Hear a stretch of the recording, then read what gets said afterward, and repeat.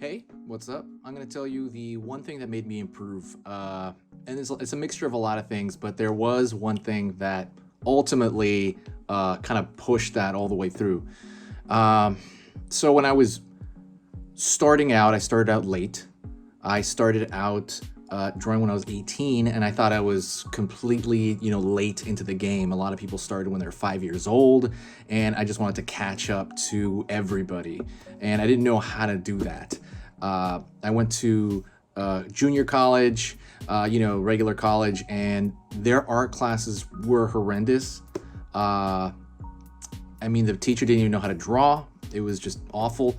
And I was kind of disheartened. I said, like, wow, does anybody know how to teach, drawing in any way? I ended up stumbling onto a school in Encinitas, which no longer exists. It was a tiny art school that, kind of essentially gave me the basis to draw in general, in person. What they did there is the same thing they did with me in Art Center. So I'll tell you what they did there in a second. So flash forward 2 years, I'm working.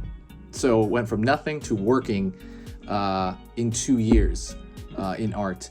And it was just a constant workflow, right? It was like a lot of time, a lot of energy, a lot of trial and error. But mostly because I had those teachers there, right? It was really important to have that teacher there. I needed someone who already knew what was going on to kind of guide me, through it when I hit a wall. And so fast forward later, around year 5, I couldn't improve again. I lost my mind. I kind of was overstressed. I just couldn't hit any goal I wanted artistically. In terms of what to draw. I just felt like I wasn't improving. I almost felt like I was getting worse over time. The more time I was putting into it, I just felt like I was getting worse and worse. And I'm like, what is going on here? I can't break through this wall. And what ended up happening was I gave in and I went to another art school. I went to Art Center of Design. That is over in Pasadena, and everybody's so insanely good there, especially the teachers. And I took another breakthrough in that school. I pushed through another completely point I could not get out of. So I guess I'll tell you what it is that those two schools did for me. And so what they did differently than any other school was paint overs and trace overs. So what those are is when I draw something, they will put like a piece of tracing paper over it and go over structurally what I did wrong and what they would do. So the idea is I took that drawing as far as I could, right? And I had no idea where to go with it. And someone would put tracing paper over and they would say, oh, you go here, here, and here. And it kind of bridges that for you because you can't get that online per se, like through tutorials, through videos. It's like a custom thing someone has to do for you because it's on that drawing.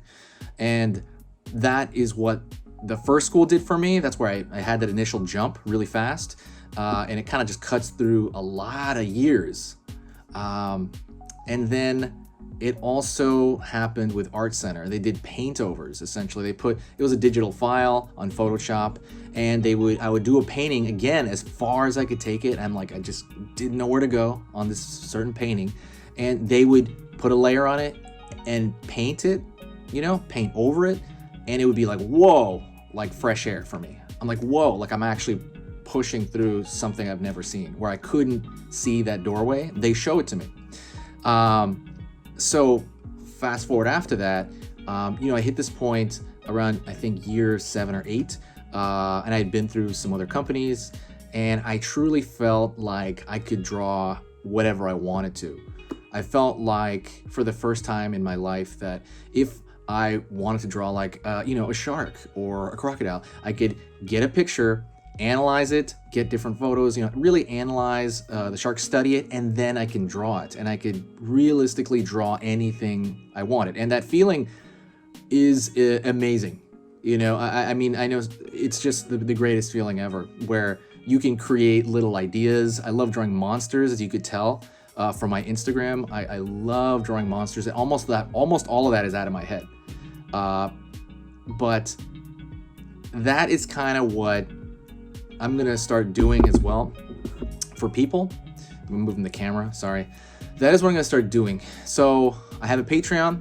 I'm gonna do that exact thing for anybody that wants it. If you feel like you're hitting a brick wall and you have no clue how to get over it, what I'm gonna do is I'm gonna take your drawing or your painting, and I am gonna put a layer over it on Photoshop, and I will make a video talking you through exactly, what I would do on your drawing. What if I had your drawing? What would I do? And that is gonna push you ahead. So I'm paying it back. I'm doing it for others. And that's what I'm gonna do. I'm gonna do it probably maybe till the end of the year. If I do get another job though, I'm not gonna do it anymore. So I'm gonna show you an example of somebody's video. I'm already doing it now. So here's an example. Enjoy the example after the intro to my channel here, and then check it out. Kind of watch what I'm doing. Be careful about how I'm analyzing certain things, and then look at the difference between before and after. If you think that would help you, then hit up the first link in the description, and then go check out Patreon. And all right, let's get into it.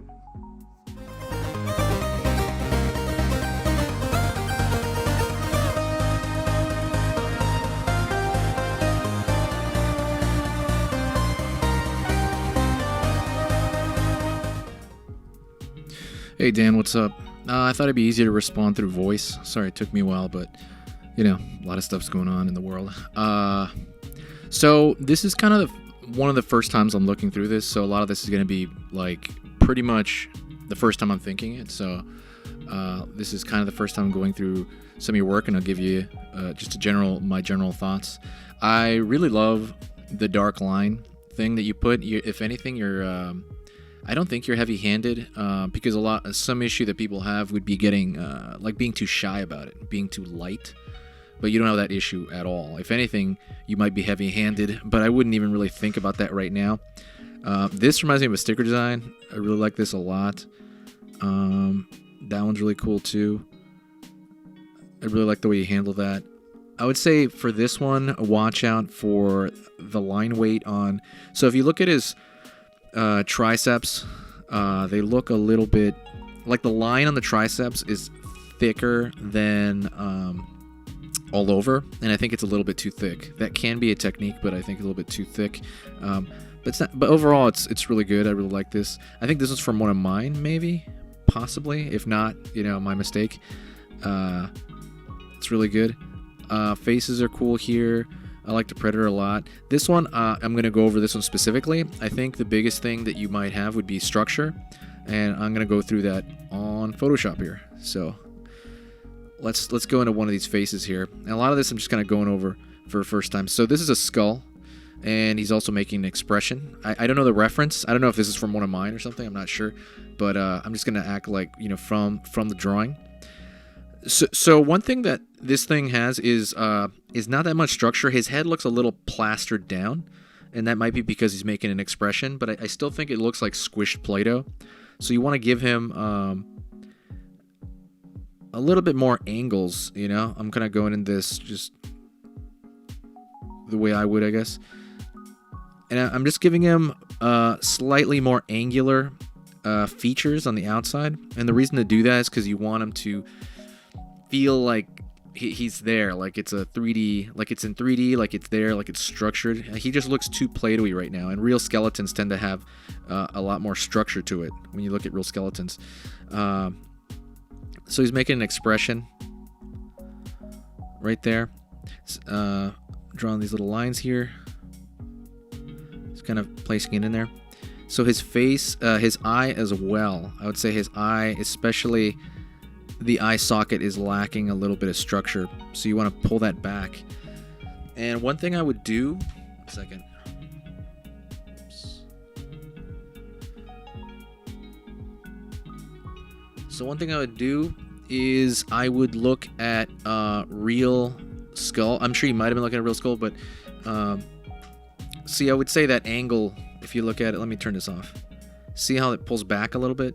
I'm trying to give him a little bit more structure. I'm trying to bring it back to reality a little bit more.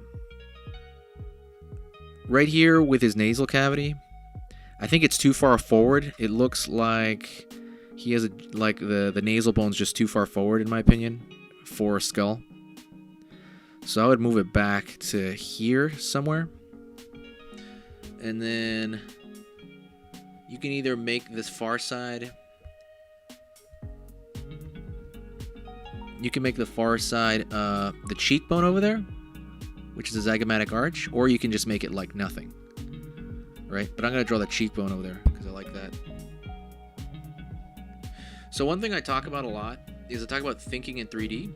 And I'm not sure if you heard me say that. So the way you have it right now, I shouldn't be seeing that far side. So the far side over here, right? I shouldn't be seeing that. That wraps around the far side of the face. So since he's facing that direction, just like see how I cannot see his eye, right? His other eye socket, I really can't see it. That's because the eye socket's hidden behind the nasal cavity, behind the nasal bone. So that's the same way on that side as well. Unless you're doing a stylized sticker-esque, cartoony, really, really cartoony-esque. I just really would not do that. I would probably, you wouldn't even see it wrapping around. And I'm thinking in 3D, basically. So it's going to wrap around the other side. I'm not going to see it. And for that, I'm not going to show it. Right here, I thought the chin was a little bit too far forward. I'm kind of bringing it back a little bit and pulling the chin back because I thought the lower part of the face was just a little bit too strange. It was pulling forward for me. And I'm going to just kind of, whatever, push that over here. Just this is about structure, not, how well I can Photoshop this drawing. Pulling back here. I think the jaw is a little too far back. The jaw tends to kind of lie around where the ear would be placed. So I would pull it back to here, even stylized or not. I would pull that back. So I'd get rid of that a little bit. And he is making an angry face, so he's got like a mixture of a skull, but he's also, kind of like, it's not a real skull because, he's got that cartoony kind of vibe to him, which is what you want, right? I'm going to draw his zygomatic arch in, though. The zygomatic arch is the cheekbone, and the cheekbone just looks really cool. I think that really goes into making the skull look cool, so I am going to draw it in there. I'm going to pull that eye a little bit in. And I'm also going to remember, and I would say if you can, get a bunch of pictures of real skulls, or if you really can, buy a real anatomical skull. I don't really know of a website, to be honest, but I know if you just Google it somewhere, like go to eBay or wherever, they're going to have real anatomical skulls, meaning they casted a real skull, right? And they're going to, give you a replica. And I think I bought mine for like $40, but I use it constantly. It's constantly like a 1-to-1 size anatomical medical skull. Medical ones are better than the stylized ones because the medical one, it's closer to reality. Where like if you buy an action figure, it might be kind of janky and you don't really know what's going to go on with it. So the jaw is going to tie into the back here, and because of that, I would make the that negative space smaller.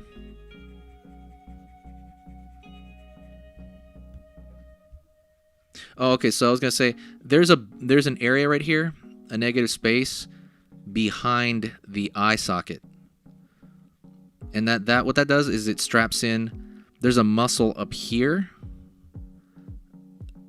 I'll just draw briefly. It's basically the masseter, the jawbone, essentially kind of straps like this. Let me undo that so I'll get that in the way. So you kind of have to remember that. So there's gonna be a negative kind of space here, and that's kind of the value of having like a real anatomical skull, or just looking at photos of skulls. It'll kind of show you that. Usually this bone kind of dissipates around here. Let's draw the rest of the skull back here. Don't one of the biggest common mistakes people make is not really putting in this brain case, because our brain is in here, right? So this is bigger than you would think, especially when you first start drawing skulls. This is bigger back here, so just kind of don't make it too small. It's a very, very common thing when people make that too small, and that really goes into making it more like look like a kind of a real skull, whether it's animated or not. Let me put the back of the jaw in here, and even that's a little bit long, but I'm kind of okay with this long jaw right here, like the long mouth, the way it is. You might be able to cheat it and put it in here, kind of toying with it. And also, you could also show, if you want, you might be able to show part of the far side orbital bone, which is kind of just the eye socket. You might be able to show that. You don't have to, but you can show it a little bit. This is what I mean by thinking in 3D. You're thinking of like, how would this thing feel like in your hands, right? If you were to grab like a model of it, and you feel every like kind of surface texture of it, or kind of surface area, what would it look like? Watch out for the cracks too. The cracks are starting to look a little spider webby, I would say, with the cracks. Try to think of, at least this is what I think of cracks like. I think it cracks the way I think of lightning bolts, because they kind of crackle. There's this large crack, and then it spreads like, and it makes smaller ones. You know, so there's usually like one large crack. Not always, of course, but usually I think of like one large crack, and it gets smaller. And like right here, they have the right idea. Just kind of be aware of it though. Whether it's some look like a tattoo, so usually I make a big one with a thicker line, and then I make thinner lines that come off it. And I don't know what the cutoff was. I'm not sure if that was going to be a pirate or you just cut the head there. I'm not really sure what this line is here.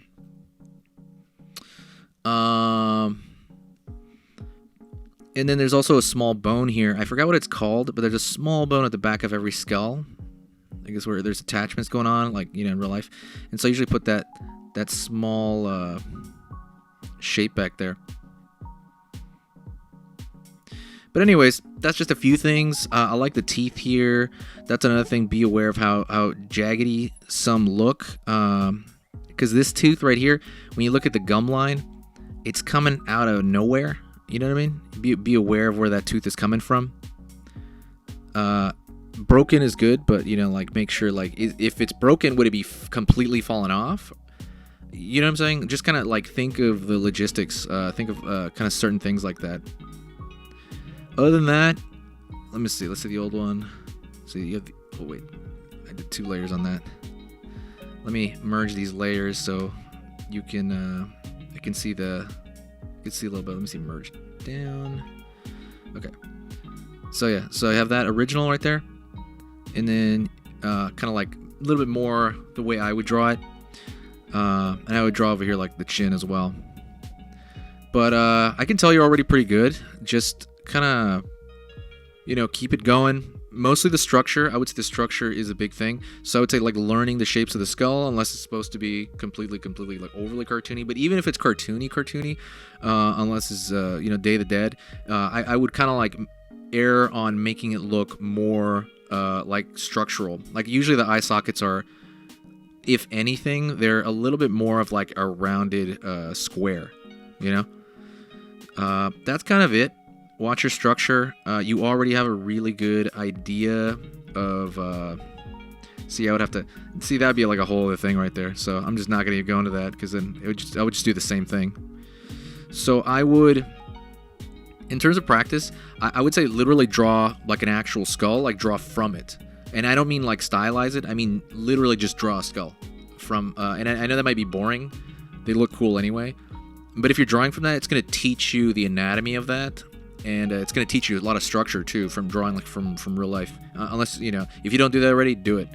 Definitely draw more from real life. That was something I had to do. But that's it. Thanks so much, man. You know, if you want, I can hit you up with one of these a month. You can always like, you know, send me more stuff. Sorry for the late reply. It's just I wanted to record it, and it took me a while. So anyways, talk to you later, man.